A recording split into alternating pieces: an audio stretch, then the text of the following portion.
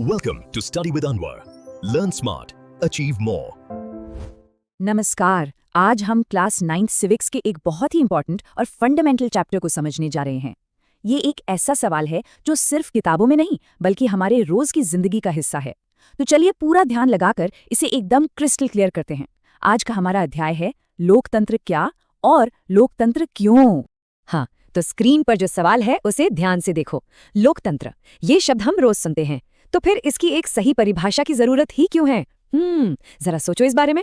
ये शब्द डेमोक्रेसी कितना कॉमन है ना? सुबह न्यूज़पेपर देखो, टीवी पर न्यूज़ सुनो, दोस्तों से बात करो, हर जगह ये शब्द सुनाई देता है।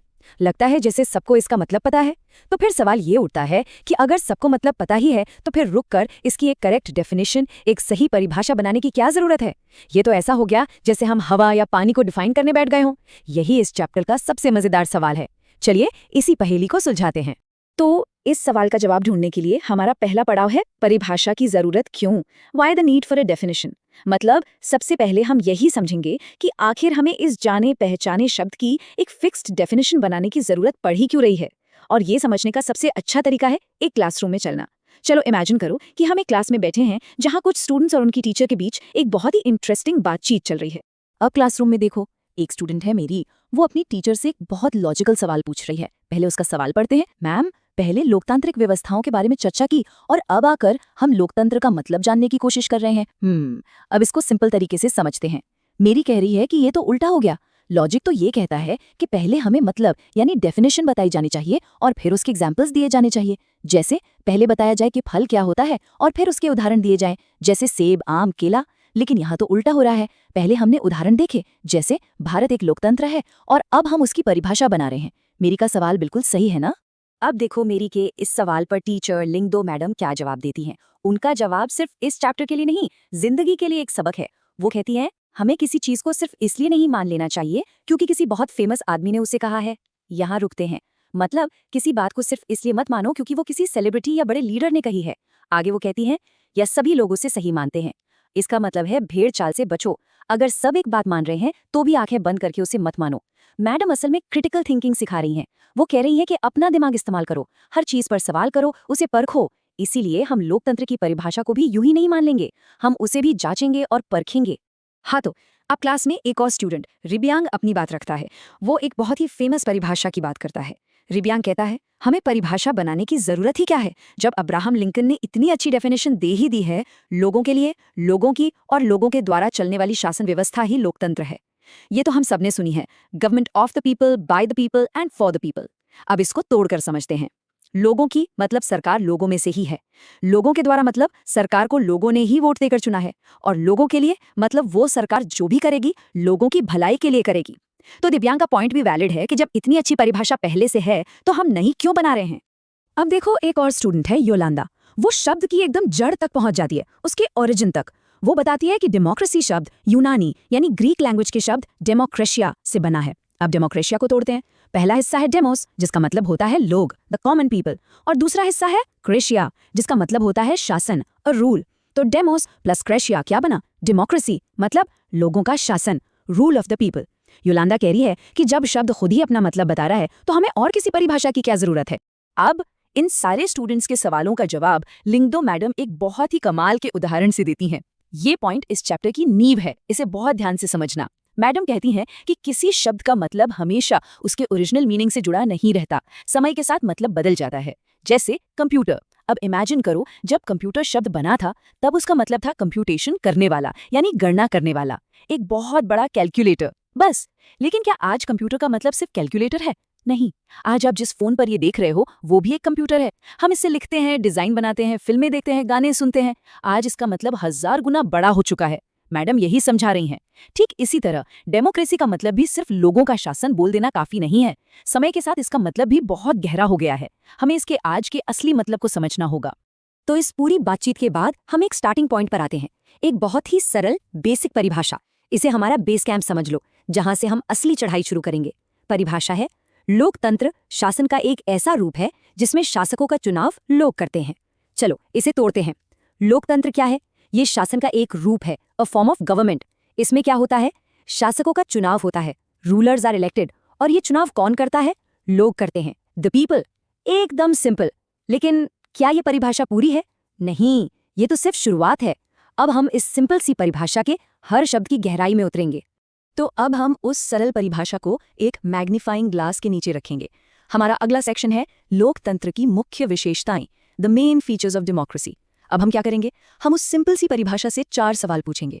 पहला, हमने कहा शासकों का चुनाव होता है, तो ये शासक कौन है? दूसरा, हमने कहा चुनाव होता है, तो ये चुनाव कैसा होना चाहिए? तीसरा, हमने कहा लोग चुनाव करते हैं, तो ये लोग कौन हैं? और चौथा, सरकार बनने के बाद ये शासन का रूप कैसा होना चाहिए? इन 4 सवालों के जवाब ही हमें लोकतंत्र की पूरी तस्वीर दिखाएंगे। चलिए शुरू करते हैं। तो पहली और सबसे जरूरी विशेषता है प्रमुख फैसले निर्वाचित नेताओं के हाथ। इसका सीधा सा मतलब है कि देश के जो बड़े और इम्पॉर्टेंट डिसीजंस हैं, उन्हें लेने की फाइनल पावर उन्हीं नेताओं के पास होनी चाहिए जिन्हें जनता ने वोट देकर चुना है। इसको एक क्लास के उदाहरण से समझो। मान लो आपने वोट देकर एक क्लास मॉनिटर चुना। अब क्लास के बड़े फैसले, जैसे कौन कहाँ बैठेगा, ये फैसला लेने का हक मॉनिटर का होना चाहिए, है ना? लेकिन सोचो, अगर मॉनिटर सिर्फ नाम का हो और असली फैसले पीछे से प्रिंसिपल मैम ले रही हों, तो क्या ये डेमोक्रेटिक हुआ? नहीं। बस यही देश पर भी लागू होता है। फाइनल डिसीजन मेकिंग पावर चुने हुए लोगों के पास ही होनी चाहिए। अब इस पहली विशेषता को समझने के लिए पाकिस्तान का केस स्टडी देखते हैं। अक्टूबर 1999 में जनरल परवेज मुशर्रफ ने एक सैनिक तख्ता पलट किया। तख्ता पलट का मतलब होता है सेना का चुनी हुई सरकार को हटाकर कब्जा कर लेना। फिर उन्होंने खुद को देश का मुख्य कार्यकारी और बाद में राष्ट्रपति घोषित कर दिया। 2002 में उन्होंने एक जनमत संग्रह करवाया, जिस पर धोखाधड़ी के काफी आरोप लगे, और अपना कार्यकाल 5 साल और बढ़वा लिया। सबसे इंपॉर्टेंट पॉइंट ये है, उन्होंने एक लीगल फ्रेमवर्क ऑर्डर जारी किया। इस कानून ने उन्हें इतनी ताकत दे दी कि वो चुनी हुई नेशनल और प्रोविंशियल असेंबलीज को कभी भी भंग कर सकते थे। तो अब सोचो, चुनाव तो हुए, लोगों ने अपने नेता भी चुने, लेकिन क्या वो असली फैसले ले सकते थे? नहीं, क्योंकि फाइनल पावर का रिमोट कंट्रोल तो जनरल मुशर्रफ और सेना के पास था। इसलिए उस समय पाकिस्तान लोकतंत्र नहीं था, क्योंकि वो हमारी पहली शर्त पूरी नहीं कर रहा था। ठीक है, पहली शर्त समझ आ गई। अब चलते हैं दूसरी विशेषता पर, स्वतंत्र और निष्पक्ष चुनावी मुकाबला, free and fair electoral competition. इन 2 शब्दों को ध्यान से समझो, स्वतंत्र और निष्पक्ष। स्वतंत्र यानी फ्री का मतलब है कि लोगों पर वोट देने के लिए कोई दबाव न हो, वो बिना डरे जिसे चाहें उसे वोट दे सकें। और निष्पक्ष यानी फेयर का मतलब है कि चुनाव में भाग लेने वाली सभी पार्टियों को जीतने का बराबर मौका मिले। इसे ऐसे समझो जैसे एक रेस हो रही है। फेयर का मतलब है कि सभी धावकों के लिए स्टार्टिंग लाइन एक ही जगह पर हो, किसी को अनफेयर एडवांटेज न मिले।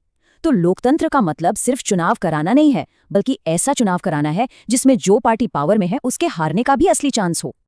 अब इस दूसरी शर्त को समझने के लिए चीन और मेक्सिको का उदाहरण देखते हैं। पहले चीन। यहाँ चुनाव लड़ने से पहले कैंडिडेट को चाइनीज कम्युनिस्ट पार्टी से मंजूरी लेनी पड़ती है। मतलब लोगों के पास असल में कोई चॉइस ही नहीं है, वो सिर्फ कम्युनिस्ट पार्टी या उससे जुड़ी छोटी पार्टियों को ही वोट दे सकते हैं। तो यहाँ चुनाव फ्री नहीं है, क्योंकि कोई असली मुकाबला ही नहीं है। अब मेक्सिको का केस देखो। यहाँ 2000 तक हर चुनाव में एक ही पार्टी PRI जीतती थी। यहाँ दूसरी पार्टियां थीं, लेकिन PRI जीतने के लिए हर तरह के गलत हथकंडे अपनाती थीं, जैसे सरकारी मशीनरी का गलत इस्तेमाल, लोगों को डराना। तो यहाँ मुकाबला तो था, पर वो फेयर नहीं था। तो चीन और मेक्सिको दोनों ही हमारी दूसरी शर्त को पूरा नहीं करते। अब आते हैं तीसरी विशेषता पर, और ये लोकतंत्र की आत्मा है। एक व्यक्ति, एक वोट, एक मोल, 1 पर्सन, 1 वोट, 1 वैल्यू। इस छोटी सी लाइन में बहुत बड़ा मतलब है। एक व्यक्ति मतलब देश के हर अडल्ट नागरिक को वोट देने का अधिकार है, चाहे वो अमीर हो या गरीब, पुरुष हो या महिला। एक वोट मतलब हर इंसान सिर्फ एक ही वोट दे सकता है। और सबसे जरूरी, एक मोल मतलब हर एक वोट की कीमत बराबर है। देश के प्रधानमंत्री के वोट की कीमत भी उतनी ही है जितनी एक आम मजदूर के वोट की। यह है राजनैतिक समानता, पॉलिटिकल इक्वालिटी। अब स्क्रीन पर इस कार्टून को ध्यान से देखो।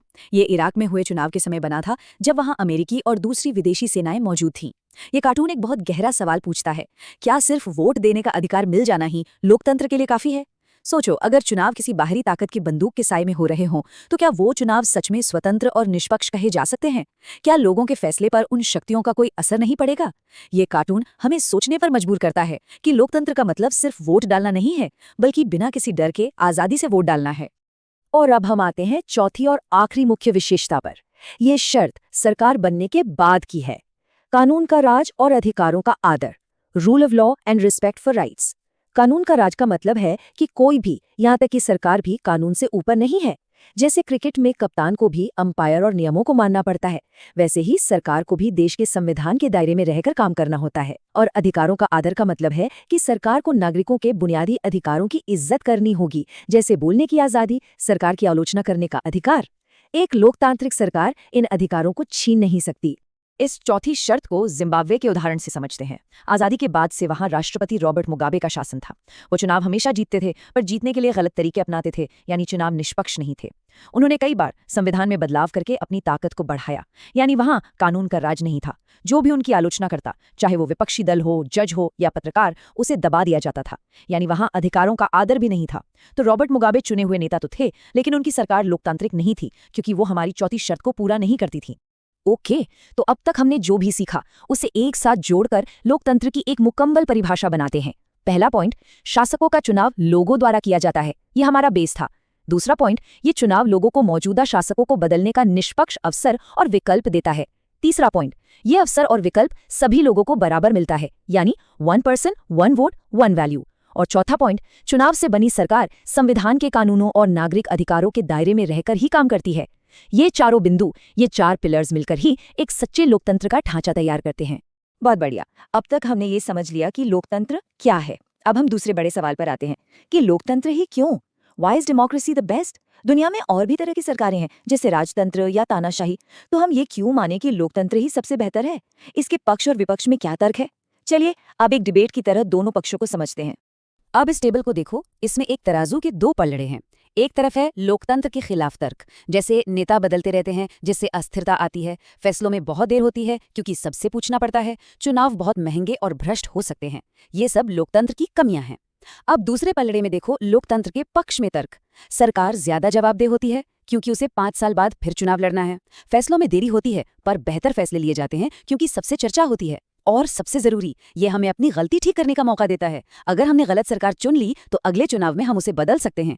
तानाशाही में ये मौका नहीं मिलता। तो हाँ, लोकतंत्र परफेक्ट नहीं है, लेकिन बाकी सभी विकल्पों से बेहतर है। लोकतंत्र के पक्ष में जितने भी तर्क हैं, उनमें सबसे शक्तिशाली और सबसे खूबसूरत तर्क ये है। इसे सिर्फ पढ़ो मत, महसूस करो। लोकतंत्र नागरिकों का सम्मान बढ़ाता है। इसका क्या मतलब है? इमेजिन करो एक वोटिंग लाइन। उस लाइन में देश का सबसे अमीर आदमी भी खड़ा है और उसी लाइन में एक दिहाड़ी मजदूर भी खड़ा है, लेकिन उस पोलिंग बूथ के अंदर वो दोनों बराबर है। दोनों के वोट की कीमत एक है। लोकतंत्र हर नागरिक को यह एहसास दिलाता है कि तुम सिर्फ एक प्रजा नहीं हो, तुम खुद शासक हो। सरकार बनाने की चाबी तुम्हारे हाथ में है। ये जो गरिमा, ये जो सम्मान है, यही लोकतंत्र की सबसे बड़ी ताकत है। अब हम अपने इस विश्लेषण के आखिरी हिस्से पर हैं, लोकतंत्र का सही मतलब, यानी the broader meaning of democracy. अब तक हमने लोकतंत्र को एक सरकारी सिस्टम के रूप में समझा, लेकिन क्या लोकतंत्र सिर्फ एक सिस्टम है, या ये उससे भी बढ़कर जीने का एक तरीका है, एक सिद्धांत है? चलिए सरकार की सीमाओं से बाहर निकलकर लोकतंत्र के असली और विशाल रूप को समझते हैं। तो एक आदर्श लोकतंत्र यानी एन आइडियल डेमोक्रेसी कैसी होगी? ये एक लक्ष्य है, एक सपना है। एक आदर्श लोकतंत्र में कोई भी नागरिक भूखे पेट नहीं सोता। मतलब सच्चा लोकतंत्र सिर्फ वोट का अधिकार नहीं, बल्कि आर्थिक न्याय भी है। एक आदर्श लोकतंत्र में देश के फैसलों में हर नागरिक की बराबर की भूमिका होती है। सिर्फ 5 साल में एक बार वोट देना काफी नहीं है। और सबसे बड़ी बात, लोकतंत्र सिर्फ संसद या विधानसभा में नहीं, बल्कि हमारे परिवारों में, हमारी क्लासरूम में, हमारे समाज में होना चाहिए। मतलब दूसरों की राय का सम्मान करना, सबको बराबर समझना। कोई भी देश आज तक आदर्श लोकतंत्र नहीं बन पाया है, पर यही वो लक्ष्य है जिसकी तरफ हर देश को बढ़ना चाहिए। तो इस पूरी चर्चा के बाद अब आपके लिए एक सवाल।